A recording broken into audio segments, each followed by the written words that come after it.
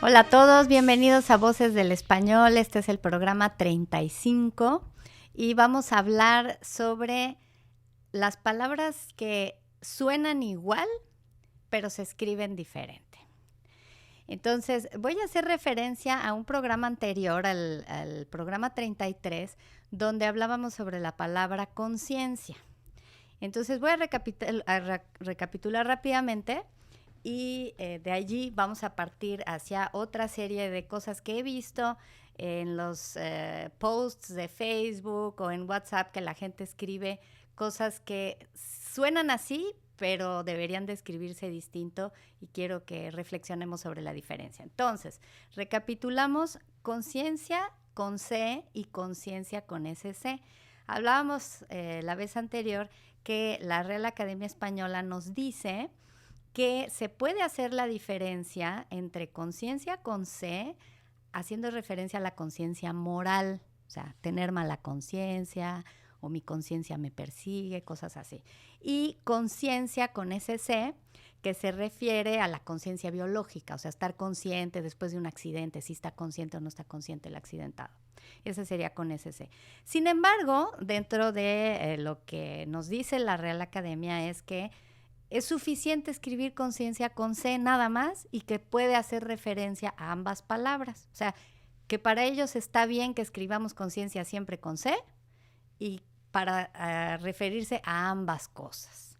Entonces nos dan la opción, pero nos dicen que se puede hacer también la diferencia. Entonces es up to you. Tú decides si lo escribes solo con C o a veces haces la diferencia entre C y SC. Sin embargo, no puedes decidir cuando se trata del adjetivo consciente.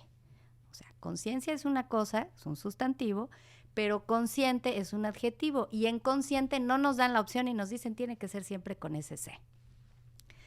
Bueno, una de las cosas que comentaba en el programa anterior es que ¿cuál es la lógica de esta forma prescriptiva de comprender la lengua? ¿Cuál es la lógica de que en el adjetivo no se permita más que la forma con SC y en el sustantivo se permita la forma con C y con SC, y que además te den la opción de que sea solo con C? Pues yo no la encuentro. No hay realmente una lógica. Esto responde a que todos tenemos la necesidad de que alguna institución regule todo este tipo de cosas. Entonces, lo que podemos, digamos, hacer es aceptar las normas que nos impone una institución, como es el caso de la Real Academia Española. Bueno, alguien tiene que decidir cómo se escribe para que todos escribamos igual.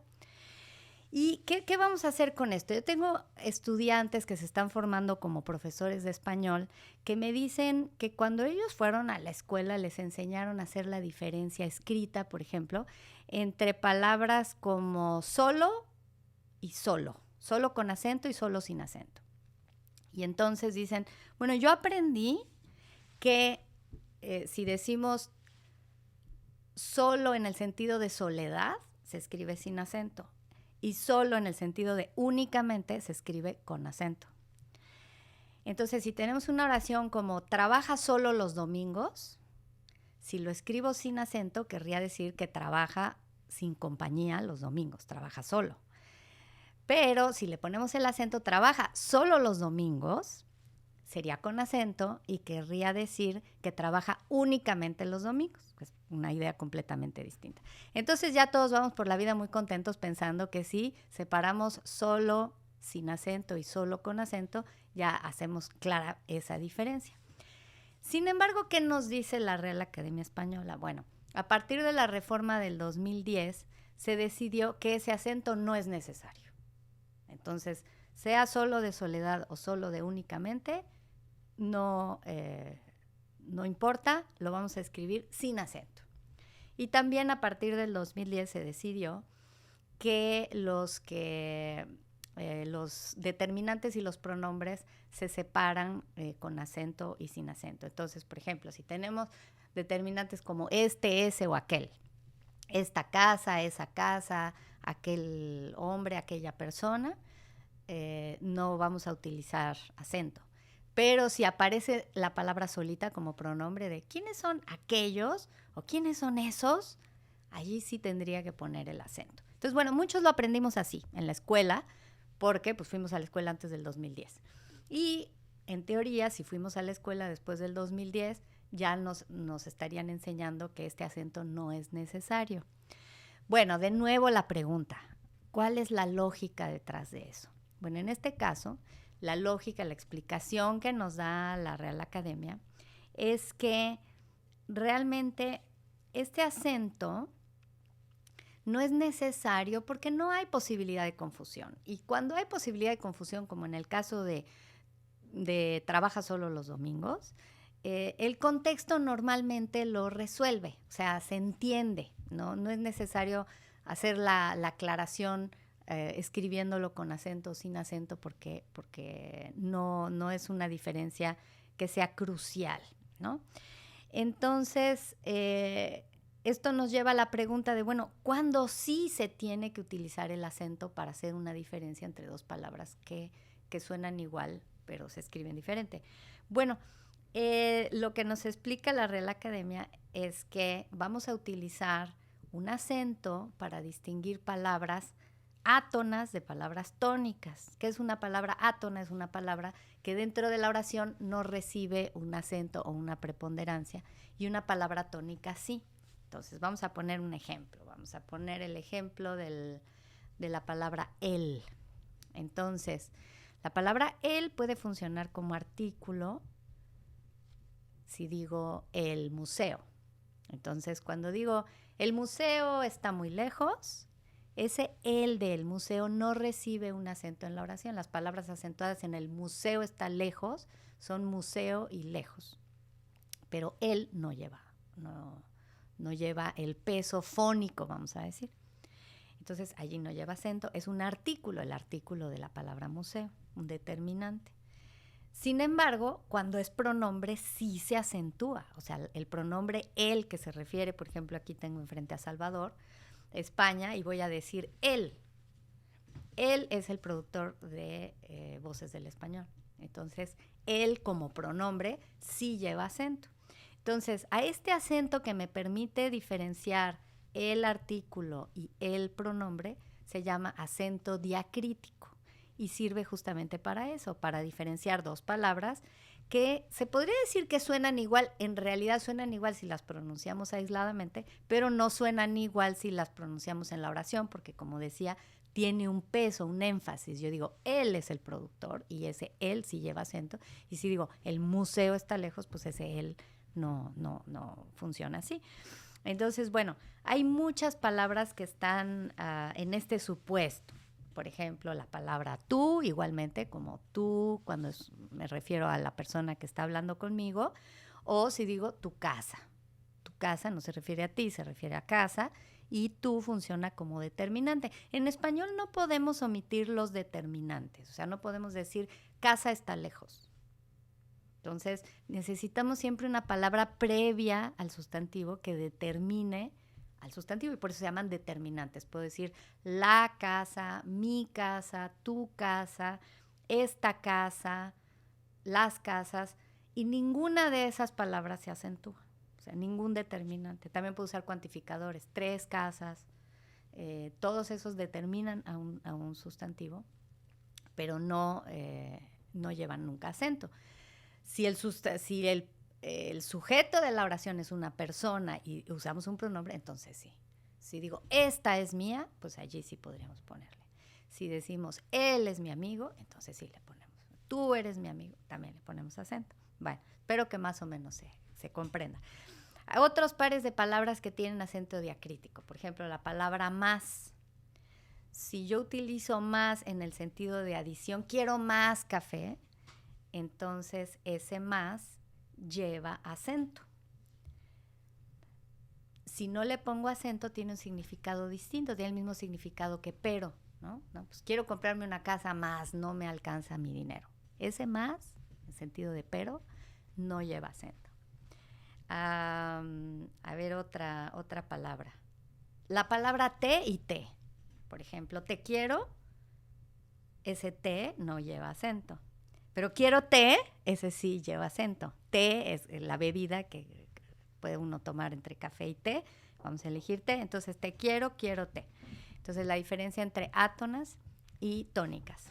Bueno, vamos a hacer una breve pausa y después de esta pausa vamos a retomar otras cadenas de palabras que se escriben y suenan igual, pero deben de escribirse diferente, aunque a veces existe cierta confusión cuando las usamos en los medios masivos de comunicación.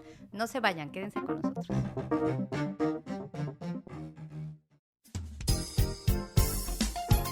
SPR. Su estación para escuchar noticias, 13 horas en París. música, Puedo decirte que soy un ángel para el amor encadenado. y mucho más.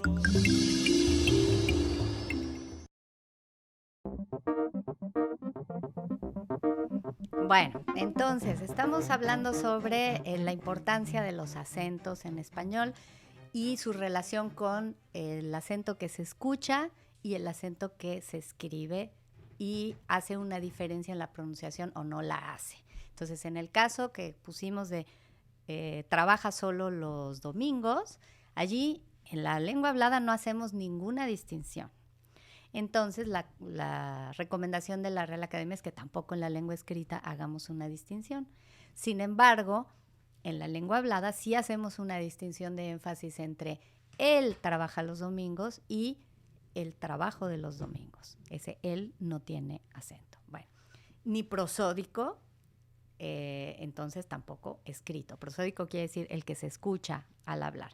Entonces, ¿cuál es el acento que sí es muy importante en español? Bueno, el acento que nos permite distinguir palabras claramente distintas. Pues les voy a poner un ejemplo de una palabra, una misma palabra que se puede acentuar, pronunciar de 3 formas distintas. Piensen en la palabra ánimo. Yo puedo hablar del ánimo, pero puedo decir animo y puedo decir animó. Si digo ánimo, pues este es un sustantivo. Mucho ánimo, Salvador. Entonces, ese ánimo lleva el acento en la primera sílaba. Bueno, estas son las palabras que se llaman esdrújulas. Ánimo. Luego, animo sería una palabra grave. Esta no lleva acento por las reglas de acentuación del español. Después haremos un programa sobre las reglas de acentuación, que sé que son importantes. Animo no lleva acento, pero en lo escrito, pero en lo prosódico sí. Sabemos que es una palabra aguda, grave, que tiene el acento en la segunda sílaba. Y es un verbo. Yo animo a mis estudiantes a que aprendan español. Y animó es igualmente un verbo, pero se refiere al pasado. Y tiene el acento, este sí escrito, en la última sílaba. Bueno, estas son las reglas que todos aprendimos en la primaria y que todos respetamos. Así opera el español. O sea, no es una cuestión de decidir si cada quien desea o no desea acentuarse. Eso es parte del sistema del español. Las cosas que quedan a veces no muy claras son las que estábamos diciendo de ciertas palabras como solo, como esta pronombre y esta determinante, en las que hay dudas y la misma Real Academia a veces no se decide qué recomendar. O como la palabra conciencia, si es C o C, y nos dan la opción. Hay ciertas cuestiones en las que no tenemos opción porque el sistema de la lengua así funciona. Entonces, les dije que iba a hacer referencia a otras cadenas de palabras que suenan igual pero se escriben diferente. Entonces, les voy a poner este ejemplo. Si yo les digo si les digo esta frase, vamos a abordar. Entonces, se puede entender de 2 maneras. Se pronuncia igual, pero se puede entender de 2 maneras según el contexto del que estemos hablando. Si estamos hablando, digamos, si estamos en un embarcadero y decimos vamos a abordar, ustedes van a escuchar 3 palabras. Vamos a abordar. Esas son las 3 palabras que ustedes en su mente van a segmentar, aunque en la cadena hablada no se escucha esa segmentación. Vamos a abordar, se oye como una sola cadena. Entonces, cuando yo enseño español, las personas que aprenden el español como lengua extranjera muchas veces dicen, es que yo no sé cuántas palabras usted está diciendo, vamos a abordar. O sea, tienen que conocer el sistema de la lengua para saber que son 3 y que son vamos a abordar. Muchas personas, por ejemplo aquí en los Estados Unidos, que aprendieron el español de forma hablada y escuchándolo, pero que no aprendieron a escribirlo, muchas veces lo escriben solamente como 2 palabras y ponen vamos a abordar, sin la A intermedia, porque no aprendieron que en la lengua escrita tenemos que diferenciar qué es el verbo ir, o sea, en este caso vamos, luego ir a, o sea, vamos a, y después abordar, la palabra abordar. Y como no se escucha, pues cuando lo escriben como 2 palabras, vamos a abordar. Bueno, pero hay otra interpretación posible. A lo mejor algunos de ustedes que les guste el bordado hayan escuchado vamos a bordar, ¿no? Entonces, el verbo no es abordar, sino bordar, o sea, en el sentido de utilizar una aguja con hilo e ir haciendo un diseño en una tela. Entonces, estos serían como los bordados tan lindos que se hacen en México, en particular los artesanos de las comunidades indígenas de las diferentes zonas de México, ¿no? Los bordados tradicionales. Entonces, vamos a bordar. Entonces, ¿por qué pasan estas cosas? Bueno, porque el español tiene justamente la característica de que en la cadena hablada no separamos palabra por palabra. Hay lenguas que sí, o sea, por ejemplo, el alemán corta mucho entre una palabra y otra. Entonces, cuando los alemanes aprenden a hablar español, nosotros decimos, ay, suena cortado, está hablando así, está hablando así. Entonces, van cortando porque como así aprendieron a hacerlo en su lengua, cortan. O, por ejemplo, en las lenguas asiáticas, el chino, el japonés, el coreano, cada sílaba es una palabra. Y así ya no hay pierde. Ellos ya saben que cada sílaba es una palabra. Pero si ellos escuchan 3, 4 sílabas, no saben cuántas palabras tienen que escribir en el español. Tienen que aprender palabra por palabra y ver cuántas sílabas tiene cada palabra. Entonces, eso para ellos pues es un reto enorme verdaderamente, ¿no? Es una real complicación de las lenguas indoeuropeas, como es el caso del español. Entonces, si yo les digo, por ejemplo, la bandera, ¿qué entendieron? ¿Una palabra o 2 palabras? ¿Qué escucharon?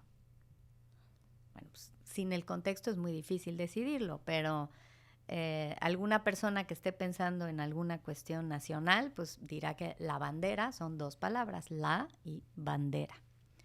Pero alguien que está pensando en que tiene que hacer la lavandería del día de hoy, pues puede pensar que lo va a llevar con la lavandera, ¿no? La lavandera. Y nótese además que aquí tenemos, en el primer caso, bandera se escribe con B grande y lavandera se escribe con B chica, pero suena igual. No sé si lo hemos abordado en estos programas, pero la B grande y la B chica del español se pronuncian igual desde hace más de 3 siglos. No hacemos la diferencia en español, como sí se hace en francés, se hace en inglés y se hace en alemán. Entonces hay muchas lenguas que sí hacen esa distinción. En el español no se hace esa distinción y por eso si decimos la bandera y la bandera, lo pronunciamos igual y la única forma de saber qué estamos diciendo y si son 2 palabras o es una, pues es por el contexto en el que estamos hablando. Bueno, y ya para terminar voy a abordar uno de los últimos errores recurrentes. Estos sí son errores, ¿eh? No es una cuestión dialectal, no es de que en España se hace así, en América se hace de otra manera, no. Son cómo funciona el sistema de la lengua. Esto es una restricción del sistema de la lengua, pero que como no se oye, muchas veces lo escribimos mal. Y aquí sí me atrevo a decir, lo escribimos mal. Y es la diferencia entre haber y haber. Entonces, a ver. Vamos a ver. Vamos a ver se escribe como 2 palabras. A y ver con B chica y viene de vista, ver del verbo ver con los ojos. Entonces, nosotros podemos decir, vamos vamos a ver el paisaje. Vamos a ver la página 30 del libro. Y esto se escribe así, con 2 palabras y tiene que ver con mirar. Y ya después ha evolucionado y podemos decir, a ver, ¿qué tenemos hoy? O sea, la podemos utilizar también como un marcador discursivo, ¿no? A ver, ¿qué quieres? Pero ese a ver viene originalmente de ver con la vista, ¿no? Mirar, si ustedes quieren. Y mirar, además, también se utiliza como marcador discursivo, ¿no? Cuando yo digo, mira, vamos a dejar este problema para otra circunstancia. Ese mira ya no tiene el sentido básico de mirar con la vista, es simplemente decirle a alguien, hombre, vamos a hacer otra cosa, vamos a cambiar de tema. Pero viene de mirar y de ver. Entonces son 2 palabras. No debe confundirse con haber, que es una sola palabra, con H y con B grande. ¿De dónde viene la palabra haber con H y con B grande? Bueno, la palabra haber tiene que ver con tener y con existir. Entonces yo puedo decir, en esta cabina hay 3 micrófonos. Entonces ese hay, pues, el verbo haber en su forma impersonal, quiere decir que aquí tenemos 3 micrófonos o que aquí existen 3 micrófonos en esta cabina. Y está asociado además a un sentido locativo. O sea, siempre tenemos, cuando decimos hay, es que en un lugar en particular existe algo, ¿no? En el español antiguo se podía separar a y. Ese ay se podía separar y la i se refería al lugar y a se refería a tener. Entonces, hay es tener en un lugar, ¿no? En algunas lenguas, como en el francés, todavía se marca esa separación. En francés se dice il y a, o sea, allí hay allí, ¿no? Entonces, esto se fusionó y entonces tenemos hay, y viene del verbo haber, tenemos. Y también el verbo haber antiguamente significaba tener. Entonces, todavía tenemos frases como ¿cuántas casas tienes en tu haber? ¿No? O sea, ¿cuántas casas tienes? Un sentido de posesión, ¿ok? Bueno, podemos decir ¿qué va a haber de comer? Y ese haber con H y con B grande, pues, ¿qué vamos a tener hoy para comer? ¿O qué va a haber allí? ¿Qué va a existir allí para comer? O aquí. Entonces, ese es una sola palabra, ¿no? ¿Qué hay? También podemos decir ¿qué hay? ¿Qué tenemos hoy? ¿Qué onda? Pues en ese mismo sentido, ¿no? O sea, las palabras que originalmente indican existencia a veces terminan funcionando como marcadores discursivos. ¿Qué hay? Ahí no estamos preguntando qué cosa tenemos o qué. Es simplemente ¿qué onda? Igual como cuando dices mira, y ese mira ya no significa mirar algo en particular, sino mira, pues ya vamos a terminar el programa, por ejemplo, ¿no? Entonces, espero que haya quedado clara esta diferencia entre a ver, cuando decimos a ver si nos vemos mañana, ese a ver sería con H y B grande, una palabra, o serían 2 palabras, a y ver. Bueno, espero que hayan llegado a la conclusión de que son 2 palabras, a y ver con B chica. A ver cuándo nos vemos. O sea, vamos a ver, vamos a observar cuándo nos vemos, aunque ya no sea el sentido físico y prototípico de observar, pues un sentido simbólico y metafórico. Vamos a ver cuándo nos vemos. Y ¿qué tema va a haber para la próxima emisión de Voces del Español? Pues no sabemos. Vamos a ver. Entonces, pues hasta aquí lo dejamos. Espero haber ampliado sus múltiples dudas respecto de cómo se escribe lo que suena igual, pero se escribe diferente. Vamos a hacer más programas al respecto. Si me hacen llegar más dudas, con mucho gusto aquí las vamos a abordar. Y los espero en la próxima emisión de Voces del Español. No dejen de enviarnos sus comentarios a unamchicago.org o a través de las páginas de Facebook de UNAM Chicago, de Spanish Public Radio. Soy Erika Erdely y los espero la próxima semana.